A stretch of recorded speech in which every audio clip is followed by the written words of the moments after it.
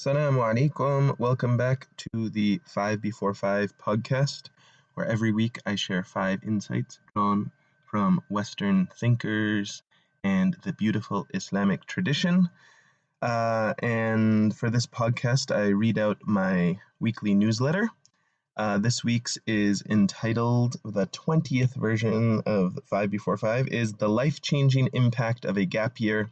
5 ideas and hacks to design an unforgettable gap year to recharge your academic battery. So let us begin. Greetings from Moab, Utah. Alhamdulillah, my family and I arrived Wednesday for a 12-day vacation, during which, inshallah, we plan to tour the mighty 5 national parks in southern Utah: Arches, Canyonlands, Capitol Reef, Bryce Canyon, and Zion. Just this morning, after Fajr, I set off on a hike to Delicate Arch, the iconic landmark on the Utah license plate. It was spectacular, mashallah. Haraka Baraka. Haraka Baraka is a famous Arabic aphorism that has always resonated with me. It means that movement brings blessings. When we stay in one place, doing the same thing day after day, we begin to stagnate, just like a pool of water becomes fetid and cannot be used to make wudu.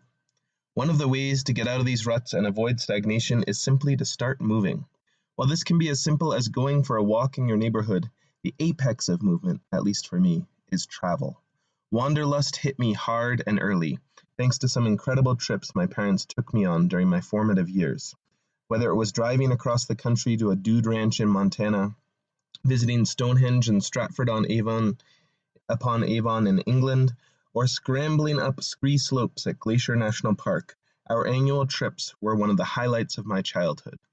One of my priorities as a parent is to give my own children these same travel opportunities. The greatest trip of my life, without a doubt, was my gap year between high school and college.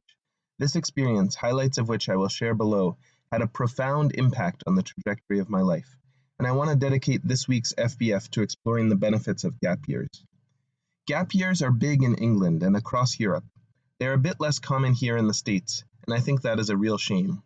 If you do high school right, you should be exhausted by the end. Most college-bound students have burned the midnight oil for years, navigating a grueling academic load, time-consuming extracurriculars, and, if they're lucky, some semblance of a social life. Senior spring is not sufficiently rejuvenating, and starting straight up in the fall at a demanding college is a recipe for burnout. Having a chance to hit pause between high school and college is an immense blessing. It's sort of like a mini retirement when you're at your physical prime. Another ideal time for a gap year is immediately after college, before entering the quote-unquote real world. Potential drawbacks of gap years. Of course, there can be drawbacks to gap years. One often cited is the cost. Depending on how you spend your time, this can certainly be a concern. But few students spend more on a gap year than the cost of 1 year's tuition, and many end up working and earning money for at least part of their year off. Another case against gap years is that they delay your entry by 1 year into the elusive world of adulthood. Many recent college grads, however, spend their early years after school aimlessly spinning their wheels in the mud, and a gap year often gives students a stronger sense of purpose. Perhaps the strongest argument against gap years is that they can disrupt your educational momentum. Indeed, some students never get back on the academic horse after getting a taste of the real world. Without proper structure, gap years can result in the very stagnation they are seeking to prevent, leading to little more benefit than developing expertise in Netflix binge watching or mastering the art of napping. Transformational benefits of gap years. When properly planned, however, gap years can prove transformational. They help develop critical real-world skills like adaptability, resilience, and problem-solving. They often consist of cultural immersion and help provide a global perspective that can be invaluable when designing your career. While I would argue that taking a year off will yield significant benefits no matter how you spend it, it is nonetheless important to design a set of experiences that will stretch you. One thing I recommend is that you not take academic classes. If you have already gotten into a good college, chances are that you have the academic bases covered. Therefore, almost by definition, that means that you have been neglecting many other features of the human experience. My advice is simple. Design a set of activities that stimulates the mind, body, and, most importantly, spirit. Some combination of travel, volunteering, employment, and soul-exploring retreats usually does the trick. Here are 5 specific ideas, hacks, and stories about how to maximize the benefits of a gap year, whether right before or after college. First, gap year architecture. One of the most critical elements of a successful gap year is to come up with an architecture or organizing principle around which to design your experiences. For example, if part of your gap year involves travel, you might focus on voluntourism, or becoming a culinary expert, or setting out on a literary journey. If you intend to spend some of it closer to home, you could design a DIY masterclass, venture on a career quest, or even start your own business. In my case, the first thing we did when it was confirmed that I would be taking a year off, was meet with a gap year architect at Milton Academy. He had a Rolodex, the internet was just coming together, lol, of opportunities both in the States and abroad, an enormous insight into how to maximize the gap year opportunity. The organizing principle we landed on was an art odyssey, and I made the intention to see as much of the artwork as I had studied in AP art history as possible. See FBF number 17, Museums and My Dad, for more on this. Highlights of my gap year. First, round the world ticket. Buying a RTW ticket was the engine of my gap year. Just as it sounds, this is a type of airline ticket that allows you to make as many stops as you want, provided you always fly in the same direction. They still exist. Check out this guide. I flew west with stops in San Francisco, Hawaii, and Bangkok before arriving in Nepal. Second, Sojourn Nepal. This was a 3-month cultural immersion program that consisted of a 6-week homestay language immersion segment in Kathmandu, followed by a month-long Himalayan trek, and culminating in a 2-week rafting trip to Chitwan National Park in the south. Needless to say, it was magical. India and Greece. After Nepal, I flew to India, where I completed the Delhi-Agra-Jaipur triangle and saw the Taj Mahal. I next met my father and went to Greece, where we explored the Parthenon, Mycenae, and many of the other places he'd been dragging me to museums my whole life to learn about. Fourth, John Hall, Venice. This was a 6-week art history program in Venice, during which we attended Italian language courses and lectures with world-renowned art historians in the morning, and then visited all the artwork we had studied in the afternoon.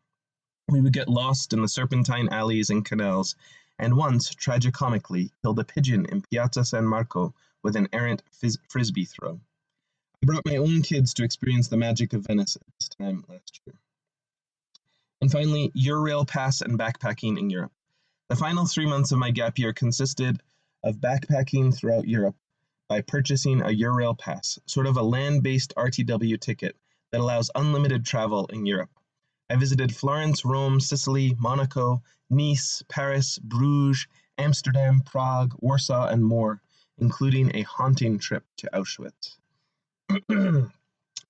Third is vagabonding. While I consider myself a fairly seasoned traveler, I am a true amateur compared to Ralph Potts, author of Vagabonding, an uncommon guide to the art of long-term world travel, and the world authority on budget travel. As with many things, I first learned of Ralph from the Tim Ferriss podcast.